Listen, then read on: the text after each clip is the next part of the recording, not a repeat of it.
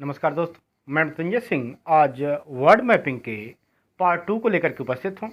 First part में हमने north America के सारे कंट्रीज़ को बताने का प्रयास किया हुआ था, जो अलास्का से शुरू होकर के पनामा तक पहुँचा था। हमने शुरू में ही बताया था कि जब भी वर्ल्ड मैपिंग पढ़ना है उसे 3 तरीके से पढ़ना है। एक तो जल मार्ग यात्रा होगी, दूसरी हवाई मार्ग से यात्रा होगी और तीसरी रेल मार्ग से यात्रा होगी।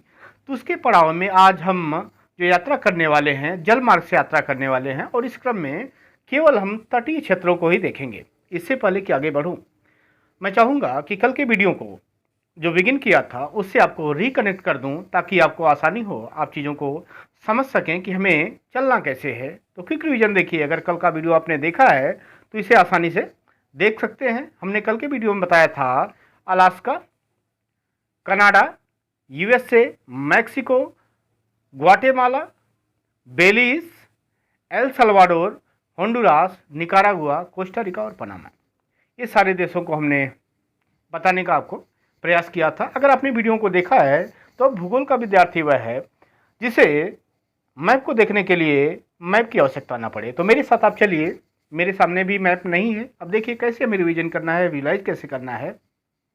सबसे ऊपर हमें अलास्का, अलास्का के बाद कनाडा, कनाडा के बाद यूएसए, यूएसए के बाद मैक्सिको, मैक्सिको के बाद ग्वाटेमाला, ग्वाटेमाला के बाद Belize, El Salvador, Honduras, Nicaragua, Costa Rica और पनामा। अगर यही क्रम आप फॉलो करते हैं, 2 से 3 बार देखते हैं, अब सारी चीज़ों को जो मैंने बोला आप उसे देख भी सकते हैं। इस क्रम में कल के वीडियो में मैंने 2 चीज़ और महत्वपूर्ण बताई थी। वह बताया था बेलीज। क्या बताया था? बेलीज।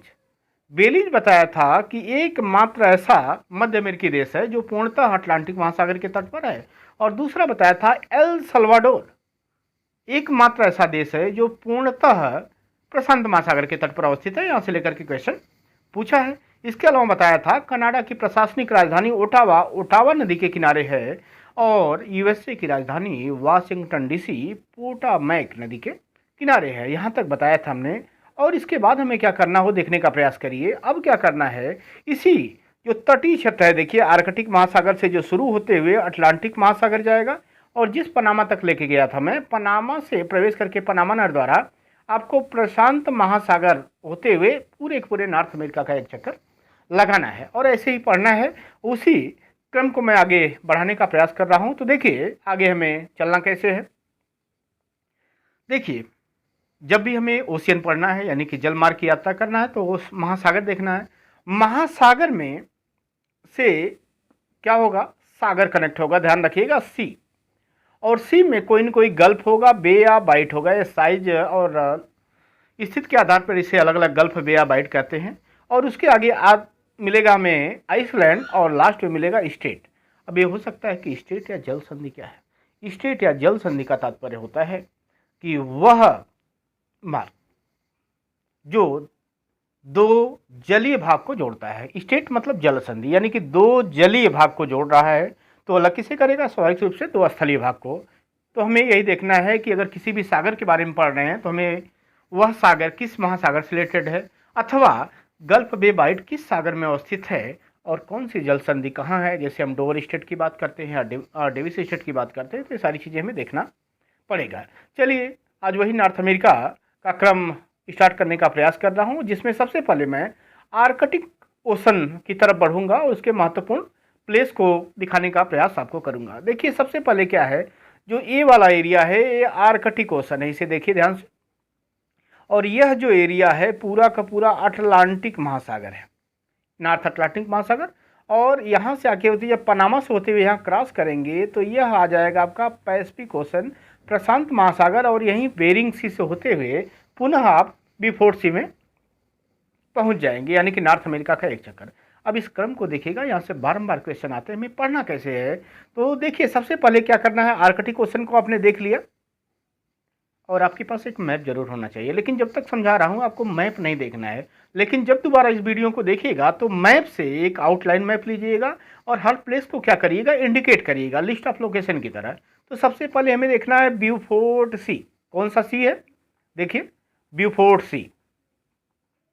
ब्यूफोर्ट सी दिखा। ब्यूफोर्ट सी के बाद हम आर्कटिक सागर, हो सकता है क्वेश्चन पूछे कि ब्यूफोर्ट सागर आर्कटिक महासागर का भाग है या अटलांटिक का है या प्रशांत का है, क्वेश्चन आ सकता है। तो यह जो ब्यूफोर्ट सी आपको दिख रहा है, यह देखिए आर्कटिक ओशन का पार्ट है। ब्यूफोर्ट सी से जब हम आगे बढ़ेंगे तो हमें क्या मिलेगा, देखिए क्वीन एलिजाबेथ आइलैंड, यह देखिए जो आइलैंड है ये ऊपर लिखा हुआ है क्वीन एलिजाबेथ आइलैंड। ब्रिटेन की महारानी भी रही हैं क्वीन एलिजाबेथ।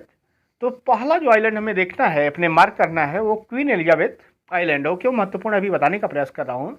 और क्वीन एलिजाबेथ पे ही आपने कई बार सुना होगा कि नॉर्थ मैग्नेटिक पोल या उत्तरी चुंबकीय ध्रुव की बात आपने देखा होगा किताबों में या पढ़ा होगा। तो पूछा जाए आपसे नॉर्थ मैग्नेटिक पोल कहाँ है, तो यह क्वीन एलिजाबेथ आइलैंड पर है। अब क्वीन एलिजाबेथ आइलैंड के नीचे जब आएंगे तो विक्टोरिया आइलैंड मिलेगा, जस्ट नीचे साउथ में विक्टोरिया आइलैंड। और विक्टोरिया आइलैंड के आगे जब बढ़ रहे हैं तो देखिए क्या है,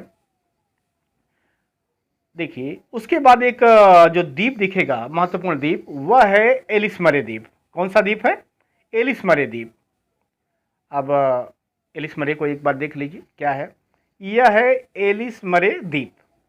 एलिस मरे द्वीप यहाँ दिख रहा है और ये वाला तर्ट वाला जो भाग है वो एलिस मरे द्वीप है। अब एलिस मरे द्वीप के बगल में अगर जाएंगे तो आपको ग्रीनलैंड दिख रहा होगा।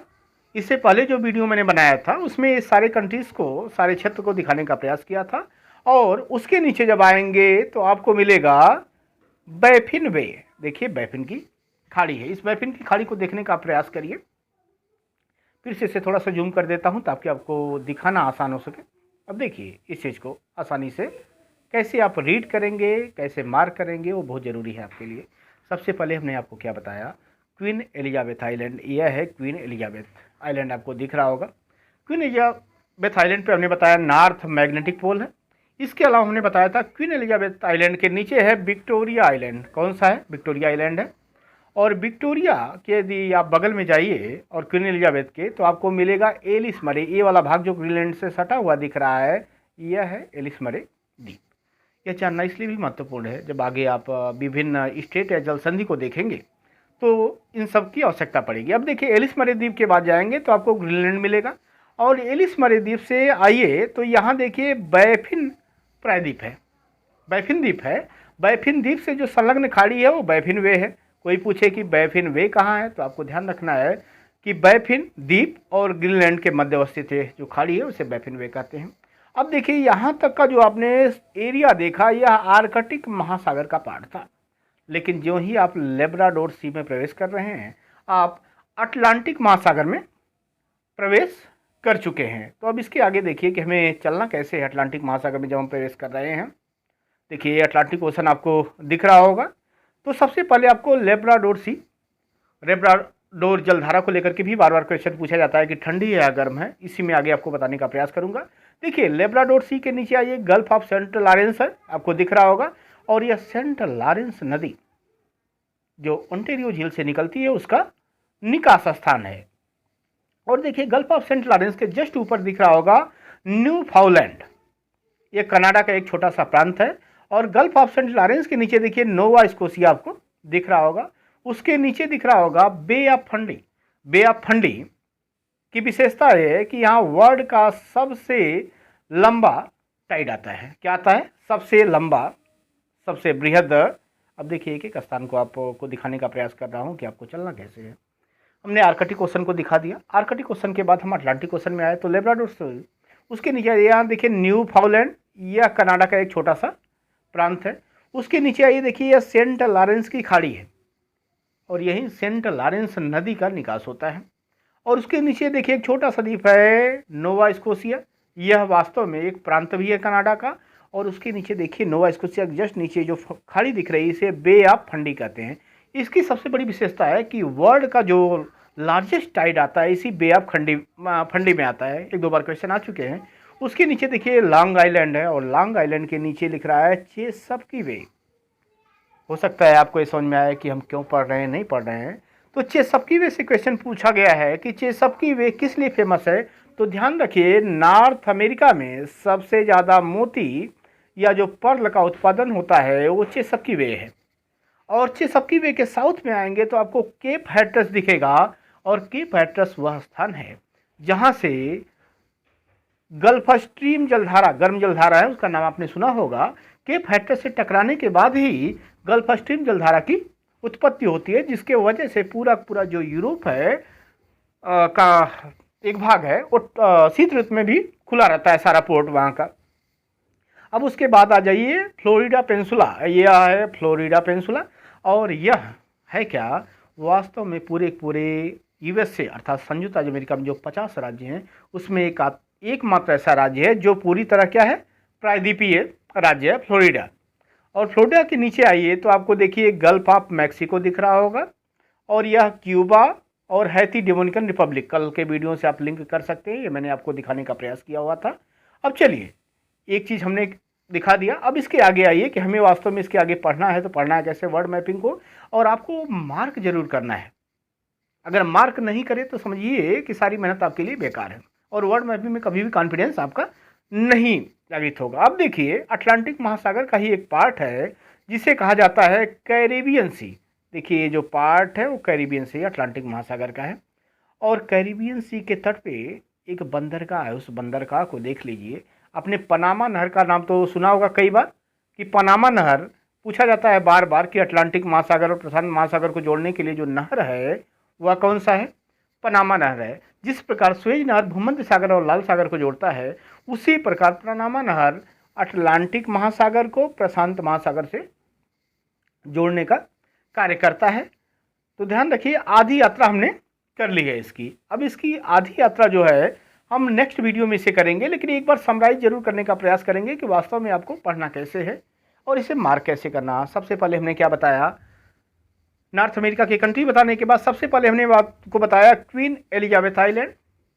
क्वीन एलिजाबेथ आइलैंड पे ही हमने बताया नॉर्थ मैग्नेटिक पोल या उत्तरी चुंबकीय ध्रुव है। उसके साउथ में देखिए विक्टोरिया आइलैंड है, ये वाला आइलैंड, और विक्टोरिया आइलैंड के ऊपर जाएंगे क्वीन एलिजाबेथ के तो हमें एलिस मरे आइलैंड मिलेगा। उसके बगल में जाएंगे तो आपको ग्रीनलैंड मिलेगा। मैंने बताया था जो भौगोलिक अवस्थिति के अनुसार नॉर्थ अमेरिका का पार्ट है, जबकि वास्तविक रूप में यह यूरोप का देश है।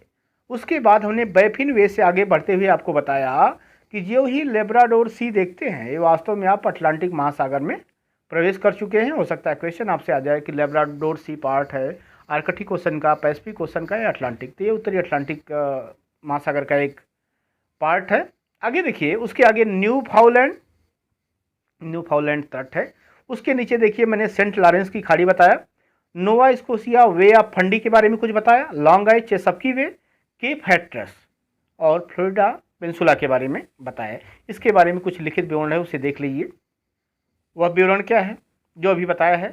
क्वीन एलिजाबेथ आइलैंड क्या है, यही नॉर्थ मैग्नेटिक पोल अवस्थित है, और साइज के आधार पर कई बार क्वेश्चन पूछा हुआ है जीएस में, आप देखिएगा तो ग्रीनलैंड, बैफिन और विक्टोरिया। तो सबसे बड़ा जो द्वीप है वो क्या है, ग्रीनलैंड है, आपको दिख रहा होगा ग्रीनलैंड। उससे छोटा है बैफिन आइलैंड और उससे छोटा है Victoria Island. Bay of Fundy के बारे में अभी बताया था कि वर्ल्ड का जो हाईएस्ट टाइड होगा वो बे ऑफ फंडी में आएगा। ये सबकी वे के बारे में बताया कि नॉर्थ अमेरिका में सर्वाधिक मोती का उत्पादन होता है। और भूल जाइए तो अगर आपको मोती मिल जाए तो आप भी चिपक जाएंगे, तो चेसपकी वे को समझिए कि आप चेसपकी वे से क्या हो गए, चिपक गए। और केप हैट्रस है, वास्तव में यह अपतट रोधिका का उदाहरण है तथा विश्व की सबसे लंबी अपतट रोधिका यही है केप हैट्रस। और इसी अपतट रोधिका से टकराने के बाद गल्फ स्ट्रीम गर्म समुद्री जलधारा की उत्पत्ति होती है। और फ्लोरिडा के बारे में अभी बताया कि यूएसए का एकमात्र प्रायद्वीपीय राज्य है जहां केप कैनवरल भी अवस्थित है। और केप कैनवरल क्या है, यूएसए का रॉकेट लॉन्चिंग केंद्र है।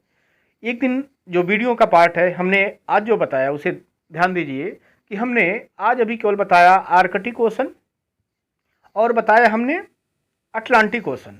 अब अटलांटिक ओशन से प्रवेश करके जब पनामा कैनल को पार करने के बाद जब प्रशांत महासागर में हम जाएंगे तो इसे नेक्स्ट वीडियो में समराइज करने का प्रयास करूंगा कि कैसे आप कॉन्फिडेंस बिल्ड करें। फिर भी एक हल्की सी झलक उस की ज़रूर देख लीजिए कि हमें कल के वीडियो में पढ़ना क्या है। जब लॉस एंजल्स की बात करें, गल्फ ऑफ कैलिफोर्निया की बात करें, सीएटल और टोकोमा की बात करें, तो आज का वीडियो मैं यहीं एंड करता हूं, और शेष वीडियो इसका जो सेकंड पार्ट है उसे कल प्रोवाइड करने का प्रयास करूंगा। मिलते हैं एक छोटे से ब्रेक के बाद। धन्यवाद।